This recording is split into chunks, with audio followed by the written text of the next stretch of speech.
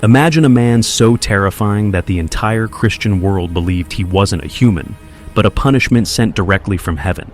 They called him Flagellum Dei, the Scourge of God. He didn't just want gold, he wanted the world to tremble. But here's the twist. The man who brought the mighty Roman Empire to its knees didn't die in a glorious battle. He died in a way so mysterious and, frankly, embarrassing, that historians are still debating it today. Was it a freak accident, or was it a cold-blooded assassination on his own wedding night? Welcome back to Preyo Tidings. Today we are traveling back to the 5th century to uncover the blood-stained legacy of Attila the Hun, the man who turned the Danube River red and made emperors pay him in thousands of pounds of gold just to stay away.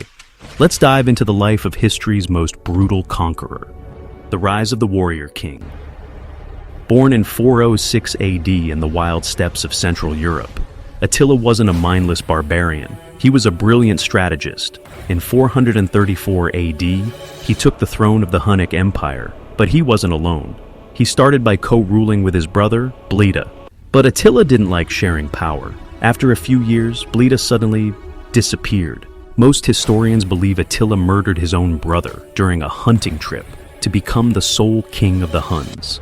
This was the birth of a monster. The terror of Rome, wars and tactics. Attila's army was unlike anything Rome had ever seen. His soldiers lived on horseback. It was said they even slept and ate on their horses. They used a composite bow that could pierce Roman armor from hundreds of yards away. Attila invaded the Eastern Roman Empire, destroying over 70 cities. He marched so close to Constantinople that the emperor panicked and handed over 6,000 pounds of gold just to beg for mercy. He then turned his eyes to the West France and Italy. Cities were wiped off the map. When Attila reached the gates of Rome, the only person brave enough to meet him was Pope Leo I. To this day, nobody knows what the Pope said to him, but Attila turned around and left. Was it a miracle or a bribe? The embarrassing and bloody death, the part that will make your skin crawl. In 453 AD, Attila took a new, young wife named Ildico. After a night of heavy drinking and celebrating his wedding, the Scourge of God went to his bed. The next morning, his guards broke down the door. They found the great Attila dead in a pool of blood. But he wasn't stabbed. He had suffered a massive nosebleed while in a drunken stupor and choked to death on his own blood. The man who survived 1,000 swords died because of a nosebleed. To keep his burial place a secret, the soldiers who buried him were killed immediately after.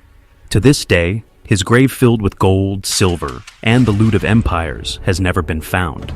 He is out there, somewhere under the earth of Hungary, still hiding his secrets. Attila the Hun was a man who defined an era of fear. His empire collapsed almost immediately after his death, but his name remains etched in history forever.